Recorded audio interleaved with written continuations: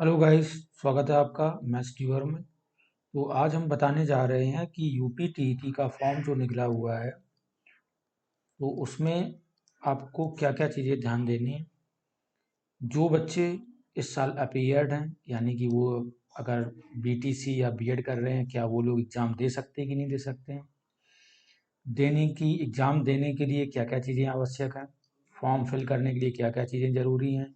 इसके साथ साथ क्वेश्चन पेपर का पैटर्न क्या होता है ना, दो लेवल है, एक प्राइमरी लेवल और जूनियर लेवल। इन दोनों का पैटर्न क्या है, इस पर हम आज चर्चा करेंगे। तो सबसे पहले बता दें पेपर के बारे में। जो हमारा पेपर होता है वो 150 मिनट्स का होता है। 150 मिनट्स में आपको 150 क्वेश्चंस करने होते हैं। और जो भी क्वेश्चंस 150 क्वेश्चंस होते हैं वो हमारे बहुविकल्पी होते हैं, यानी ऑब्जेक्टिव टाइप होते हैं, एमसीक्यू टाइप होते हैं, जिसमें चार आपके ऑप्शन होते हैं, एक ऑप्शन राइट होता है। इसमें सबसे अच्छी बात यह है कि नो नेगेटिव मार्किंग, इसमें आपकी नेगेटिव मार्किंग नहीं है। तो अगर आपका कोई आंसर गलत भी हो जाता है तो आपके उसके नंबर काटे नहीं जाएंगे। अब यूपीटीटी साल में एक बार या कभी कभी दो बार भी होता है, ठीक है। ये चीज़ तो आपको मालूम होगी। तो सबसे पहले मैं आप लोगों को बता दूं, जो बच्चे अपीयर्ड हैं, यानी कि अगर वो बीटीसी या डीएलएड कर रहे हैं या बीएड कर रहे हैं, ठीक है। बीटीसी जो आजकल हम क्या बोलते हैं उसको, डीएलएड बोलते हैं, या बीएड कर रहे हुए हैं, जो लोग बीएड कर रहे हैं, ठीक है। तो उनके लिए मैं बता दूं, क्या वो लोग इस एग्ज़ाम को दे सकते हैं? हाँ, दे सकते हैं। कंडीशन ये है कि आप थर्ड सेमेस्टर में हो या फोर्थ सेमेस्टर में आप होने चाहिए, यानी कि सेकेंड ईयर में होने चाहिए। अगर आप सेकेंड ईयर में हो तो आप इस एग्जाम को दे सकते हो। देने के लिए आप फर्स्ट ईयर में दे सकते हो, लेकिन उसकी वैलिडिटी नहीं रहेगी, है ना। आप सेकेंड ईयर में दोगे तो वो आपका वैलिड माना जाएगा, ठीक। ये चीज आपको ध्यान में रखनी है, ठीक। तो अब इसके लिए समझ लेते हैं कि इसके लिए पात्रता क्या है, एलिजिबिलिटी क्राइटेरिया क्या है। तो क्लास फर्स्ट टू फिफ्थ, यानी कि प्राइमरी लेवल के लिए, अगर आप प्राइमरी लेवल की तैयारी करना चाहते हो, या आपने अगर डीएलएड किया हुआ है ना, या प्राइमरी की वैकेंसी को अगर आपको ध्यान में रखना है, तो प्राइमरी के लिए जो एलिजिबिलिटी वो ये है कि आपका डीएलएड होना चाहिए या बीटीसी होना चाहिए अंतिम वर्ष में। अंतिम वर्ष के लोग भी शामिल हो सकते हैं, और जो लोग पास्ड आउट है वो तो मान लो हो ही सकते हैं, ऑब्वियस सी बात है, ठीक है। या इसके अलावा देखो, इससे ऊपर वाले में एक चीज तो कॉमन रहेगी कि आपने ग्रेजुएशन मस्ट है। यहाँ पर क्या लिखा हुआ, ग्रेजुएशन, स्नातक ग्रेजुएशन आपने जरूर किया हो। सेकंड क्या हो सकती है इसमें, इसमें भी ग्रेजुएशन मस्ट मस्ट है आपका, ठीक है। स्नातक परीक्षा कंप्लीट होनी चाहिए। आपने दूरस्थ शिक्षा की हो, यानी डिस्टेंस लर्निंग की हो, ठीक है। जो अप्रशिक्षित या स्नातक शिक्षा मित्र हैं, जो शिक्षा मित्र हैं, उनका द्विवर्षीय डिप्लोमा होना चाहिए बीटीसी का, ठीक है। डिप्लोमा होना चाहिए, या अगर वो अंतिम वर्ष में अपीयर्ड भी हैं लेकिन अंतिम वर्ष में होना चाहिए, सेकेंड ईयर में अगर वो हैं, या उन लोगों ने पास आउट कर लिया, वो लोग भी एग्जाम दे सकते हैं। इसके साथ साथ अगर स्नातक कोई भी कैंडिडेट है, ठीक है, और उसने शिक्षा शास्त्र में दो वर्षीय डिप्लोमा, ठीक है, दो वर्षीय डिप्लोमा ले रखा है, ठीक है, डीएड, डीएड उसने ले रखा है, ठीक है। तो वो डीएड जो विशेष शिक्षा है, स्पेशल एजुकेशन ले रखता है, अगर अंतिम वर्ष में शामिल या उत्तीर्ण हो, वो भी ये इस एग्जाम को दे सकता है। इसके साथ साथ अगर जिसने न्यूनतम 50%, आप देखो यहाँ पर 50% क्राइटेरिया लगा हुआ है, ठीक है। 50% के साथ अगर आपने ग्रेजुएशन किया हुआ है या पोस्ट ग्रेजुएशन किया हुआ है, और एनसीईटी से मान्यता प्राप्त किसी भी संस्था से शिक्षा साथ, यानी बीएड बीएड किया हुआ हो, या अंतिम वर्ष में यानी अपीयर्ड हो, तो भी आप इस परीक्षा को दे सकते हैं। इसके साथ साथ और क्या हो सकती है, अगर आपके पास 50% नहीं, लेकिन यहाँ पर 45% किसके लिए बताया गया, आप यहाँ पर ध्यान दो, 45% ग्रेजुएशन या पोस्ट ग्रेजुएशन, तथा शिक्षा शास्त्र में स्नातक बीएड, जो इस संबंध में समय समय पर जारी किए गए राष्ट्रीय अध्यापक शिक्षा परिषद है, जो उनका मानदंड है, ठीक, जो मान्यता है, जो क्रियाविधि है, उनके जो नियम है उसके अनुसार। यानी कि अगर आपने बीएड किया हुआ है और आपके अगर 45% मार्क्स हैं ग्रेजुएशन में या पोस्ट ग्रेजुएशन में, तो आप इस परीक्षा को दे सकते हैं, ठीक है। इसके साथ साथ अगर आपने ग्रेजुएशन किया हुआ है, ठीक है, उत्तर प्रदेश में संचालित राष्ट्रीय अध्यापक शिक्षा परिषद द्वारा मान्यता प्राप्त विशिष्ट बीटीसी, एक पहले विशिष्ट बीटीसी हुआ करता था, अगर आपने वो किया हुआ है और साथ में आप अगर ग्रेजुएट हैं या पोस्ट ग्रेजुएट हैं, ठीक है, या अंतिम वर्ष में, तो भी आप इस परीक्षा को दे सकते हैं। इसके साथ साथ आपने ग्रेजुएशन किया हो या पोस्ट ग्रेजुएशन किया हो, इसके साथ साथ 2 वर्षीय बीटीसी उर्दू विशेष। अब यहाँ पर देखो, जो लोग स्पेशल उर्दू का जिन्होंने प्रशिक्षण प्राप्त किया है, अगर वो अपीयर्ड हैं या पास्ड हैं, तो वो भी इस एग्जाम को दे सकते हैं। इसके बाद किसी भी मान्यता प्राप्त विश्वविद्यालय या महाविद्यालय से जिन्होंने क्या किया हो, ग्रेजुएशन किया हो या पोस्ट ग्रेजुएशन किया हो, अलीगढ़ मुस्लिम विश्वविद्यालय। अब देखो यहाँ पर स्पेशल एक ही कॉलेज के लिए दिया गया, अलीगढ़ मुस्लिम विश्वविद्यालय से डिप्लोमा इन टीचिंग।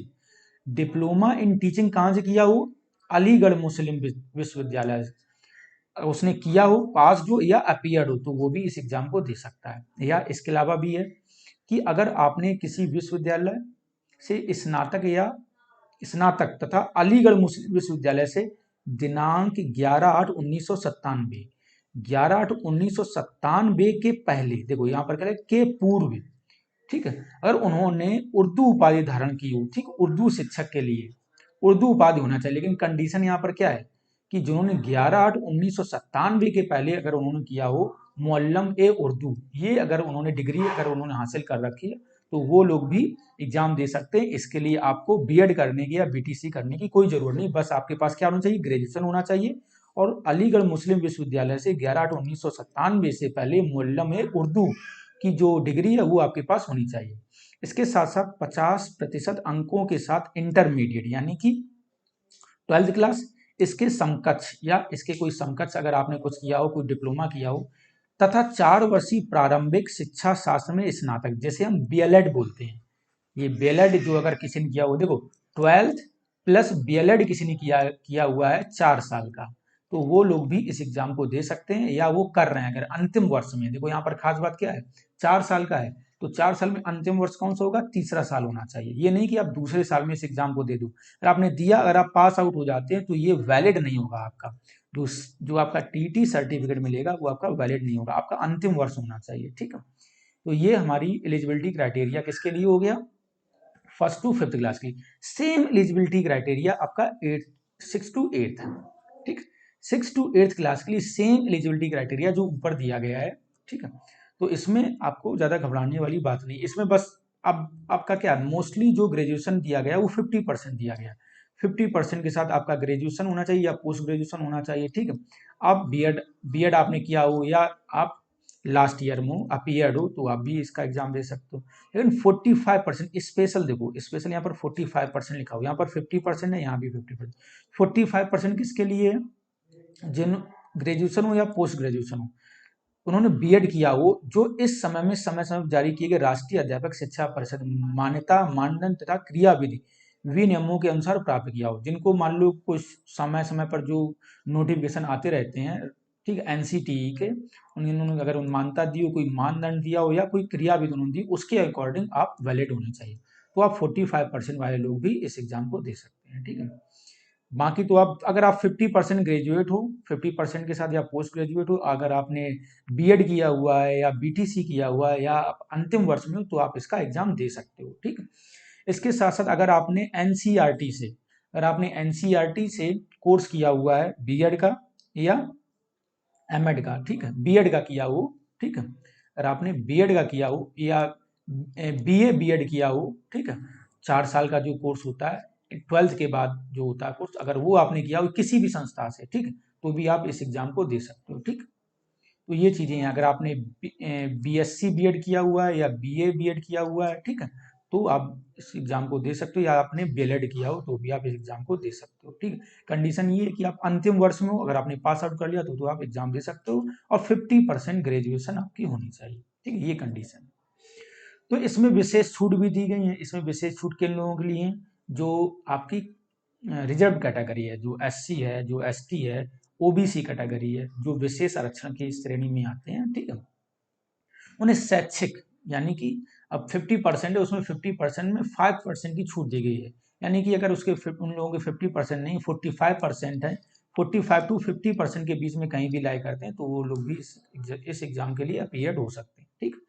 तो ये विशेष चीजें तुम्हें याद रखनी। इसके अलावा आपने अगर बीएड स्पेशल एजुकेशन किया हो, ठीक है, इसमें केवल भारतीय पुनर्वास परिषद यानी रिहेबिलिटेशन काउंसिल ऑफ इंडिया से आपको मान्यता प्राप्त जो कोर्स होना चाहिए, ठीक है, यानी कि जिस कॉलेज से आपने किया है वो रिहेबिलिटेशन काउंसिल ऑफ इंडिया से रजिस्टर्ड होना चाहिए, तो आप इस एग्जाम को दे सकते हो। ठीक, इसके अलावा जो एनसीटी से मान्यता प्राप्त संस्थान है, ठीक है, जो जिन्होंने बीएड प्राप्त करने वाले अभ्यर्थियों को प्राथमिक विद्यालय 1 से 5 में नियुक्त करने के विचार किए जाने पर प्राथमिक शिक्षक के रूप में नियुक्त होने के 2 वर्ष के भीतर एनसीटी द्वारा मान्यता प्राप्त प्राथमिक शिक्षा में 6 वर्ष का एक सेतु कोर्स, जिसे ब्रिज कोर्स बोलते हैं। अगर इस बात को आप समझ लो, अगर आपने बीएड किया हुआ है, ठीक है, और आप मान लो प्राइमरी टीचर बन जाते हो, ठीक है, आप प्राइमरी टीचर बन जाते हो, तो इसके लिए एक कंडीशन है, ठीक है, इसके लिए कंडीशन क्या है कि आपको एक 6 मंथ का एक सेतु पाठ्यक्रम यानी ब्रिज कोर्स करना पड़ेगा। ठीक है, ब्रिज कोर्स आपको करना पड़ेगा। क्यों करना पड़ेगा?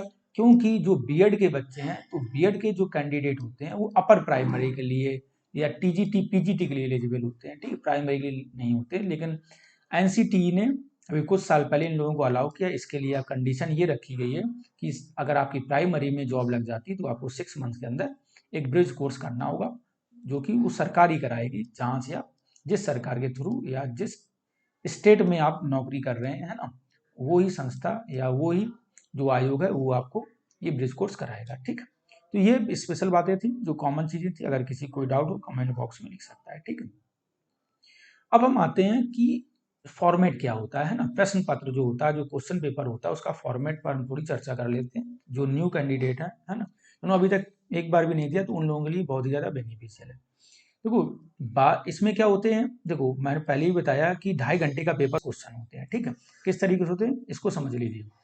सबसे पहला जो सेक्शन होता है उसमें क्या आता है, सीडीपी आता है, child development and pedagogy. Child development मतलब बाल विकास, ठीक है, और पैडागॉजी का मतलब होता है शिक्षण विधियां। ठीक है, तो ये 30 नंबर का पेपर होता है। ठीक है, 30 क्वेश्चन 30 मार्क्स होते हैं। ठीक, तो फिर इसमें भाषा आप स्पेशल इसमें याद रखिए।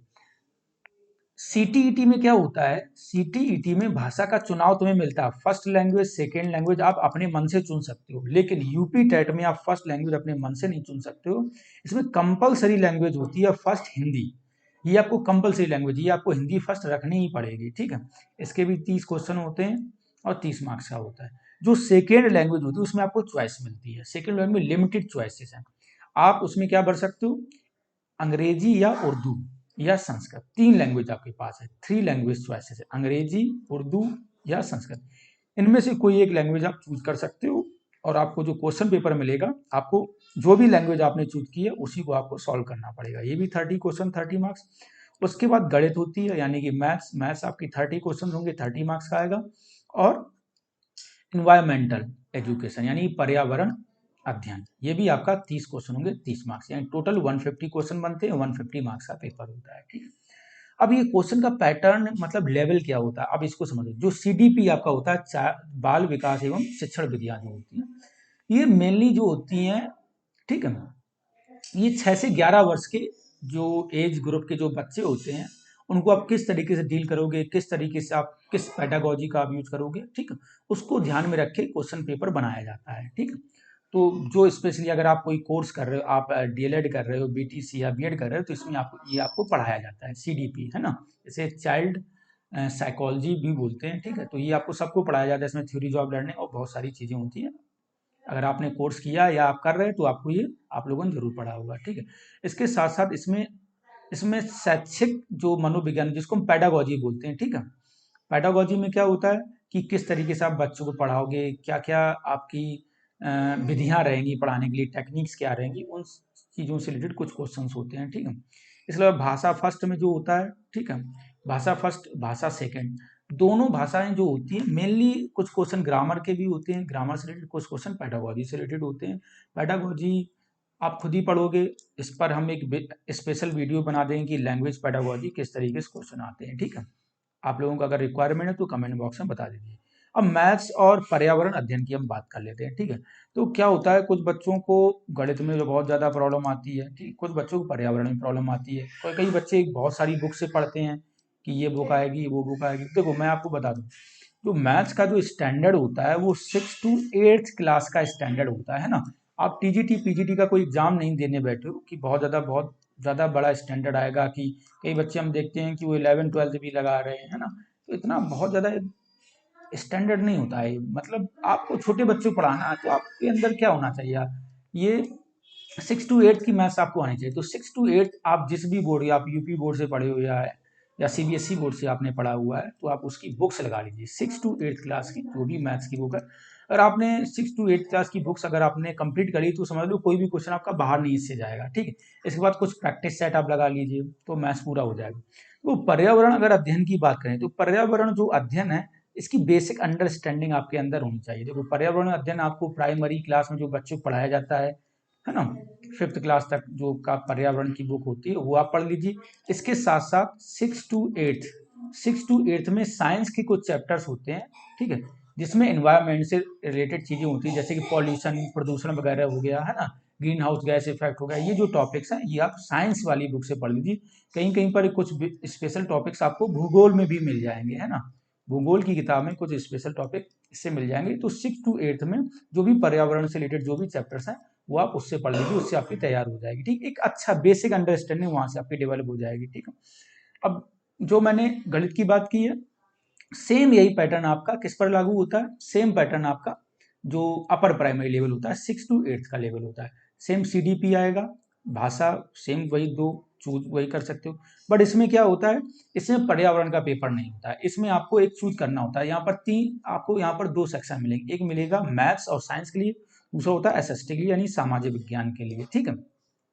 यानी मैथ्स और साइंस के 60 क्वेश्चन और सामाजिक विज्ञान के भी 60 क्वेश्चन होते हैं। इनमें से किसी एक खंड को आपको चूज करना होता है फॉर्म फिल करते समय। तो मैथ्स और साइंस का लेवल इसमें मैं बता दूं, इसमें मैथ्स का लेवल जो होता है वो 6 to 8 ही मेनली होता है, लेकिन आप 10th क्लास तक थोड़ा पढ़ लीजिए, है ना। मैथ्स के लिए आप इसमें 10th क्लास तक थोड़ा पढ़ लीजिए, और साइंस के लिए मैं आपको रिकमेंड करूंगा कि आप 6 to 8 अच्छे से तैयार कर लो। थोड़ा बहुत आप 9th 10th का भी देख सकते हो, है ना, थोड़ा बहुत 9th 10th का देख सकते हो। वैसे मेनली क्वेश्चन 6 to 8 ही आते हैं, ठीक है। तो अगर आपने 6 to 10th अच्छे से कर लिया तो ये आप ये मान लो कि आप सारे क्वेश्चन इजीली सॉल्व कर लो, बेसिक अंडरस्टैंडिंग आपकी स्ट्रांग हो जाएगी। सेम बात लागू होती है सामाजिक अध्ययन पर। आप 6 to 10th, है ना, एसएसटी की जो भी बुक्स हैं आप उनको अच्छे से पढ़ लीजिए, उन पर बेस्ड जो क्वेश्चन है उनकी प्रैक्टिस कर लीजिए और कुछ प्रैक्टिस सेट लगा लीजिए, आप अच्छे से इसको टैकल कर लेंगे, ठीक। तो इनमें से कोई एक सब्जेक्ट आपको चूज करना होता है। ये तो आपकी पेपर के पैटर्न की बात हो गई, है ना।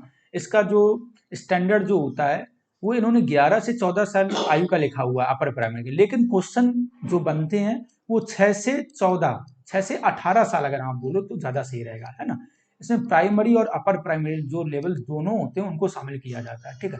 6 साल की एज में बच्चा फर्स्ट क्लास में होता है ना, और 18 साल की एज में बच्चा 12th क्लास में होता है। लेकिन उन 11 से 14 उन्होंने ये लिखा कि 11 12 साल का बच्चा जो होता है वो 6th क्लास में होता है, और 13 14 15 साल का जो बच्चा होता है वो 8th क्लास में, यानी अपर प्राइमरी को ही इन्होंने लेवल लेके चला। लेकिन क्वेश्चन वो 6 से 18 साल तक के देते हैं, ठीक। अगर आप प्रीवियस ईयर उठाकर देखोगे तो ये लेवल होता है, ठीक है। तो जो चाइल्ड साइकोलॉजी है वो 6 से 18 साल तक के बच्चों को आपको अच्छे से आनी चाहिए, तभी आप इन जो क्वेश्चन दिए हैं इनको आप इजीली सॉल्व कर सकते हैं, ठीक है।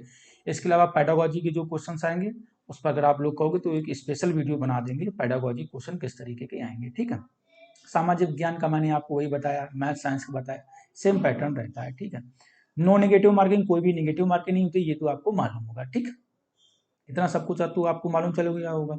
अब आपको फॉर्म कैसे फिल करना है थोड़ा इस पर मैं बता देता हूँ, ठीक है। फॉर्म फिल कैसे करते हैं इस पर थोड़ी चर्चा कर ली जाती है, तो मैं आपको अभी जस्ट बता रहा हूँ, ठीक।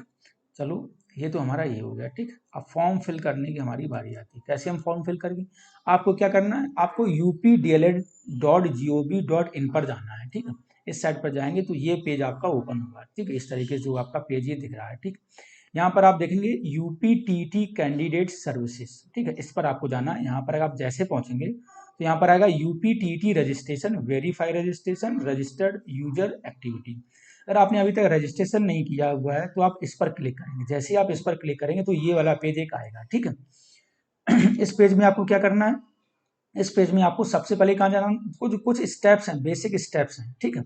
मैं सबसे पहले बताता हूँ इंपॉर्टेंट डेट्स क्या है। इंपॉर्टेंट डेट्स में जो फॉर्म फिल करने की जो डेट स्टार्ट हुई वो 7 तारीख से स्टार्ट हो चुकी है ऑलरेडी, ठीक है।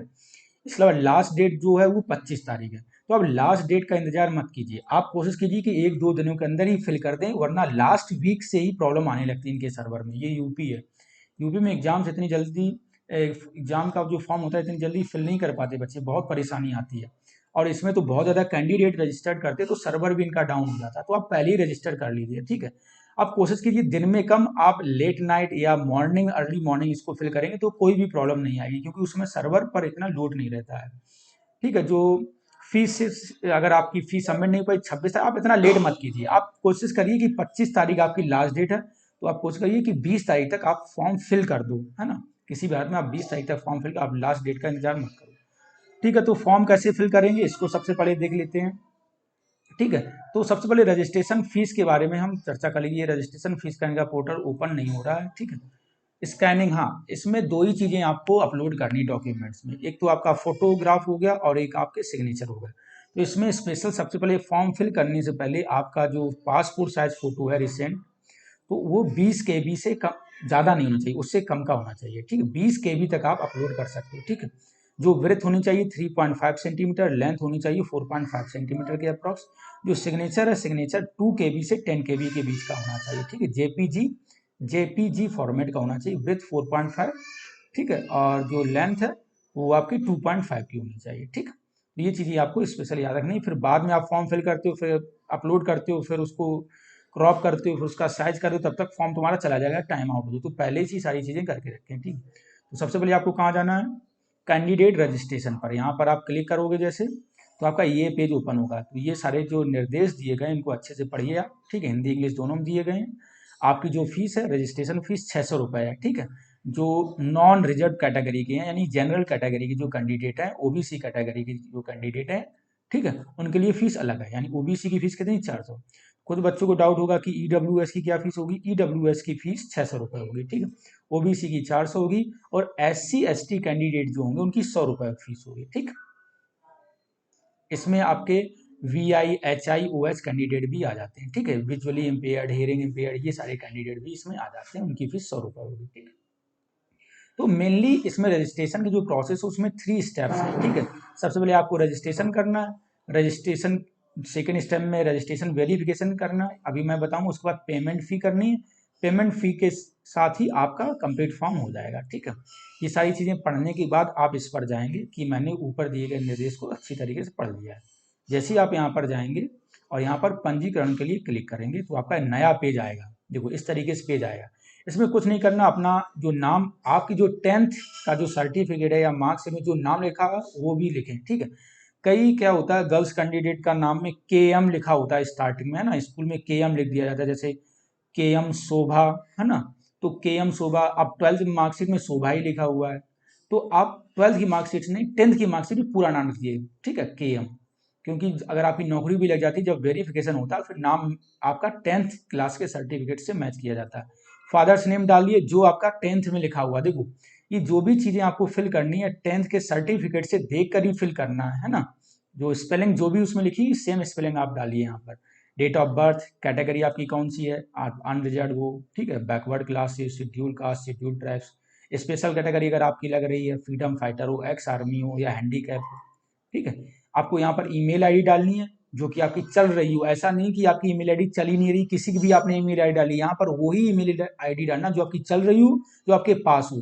और मोबाइल नंबर भी आपको वही डालना है क्योंकि वेरिफिकेशन आपका तुरंत होगा, ठीक है। यहाँ पर साफ साफ देखो, valid working mobile number and valid working email ID. कई बच्चों पर प्रॉब्लम आ जाती है, यहाँ पर आपकी email ID and mobile number दोनों वर्किंग होनी चाहिए जो अभी आपके पास हो, ठीक है, और आगे के समय में भी आपके पास हो।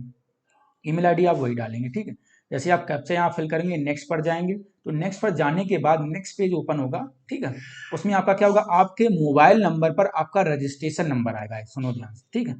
और आपका OTP जो है, वन टाइम पासवर्ड, आपकी मेल आईडी पर आएगा, तो वो आपको देखना है, वो आपको डालना है, ठीक है। जैसे ही आप वो डालोगे तो आपका नेक्स्ट पेज ओपन हो जाएगा, वेरीफाई रजिस्ट्रेशन वाला, ये वाला पेज आपका ओपन हो जाएगा।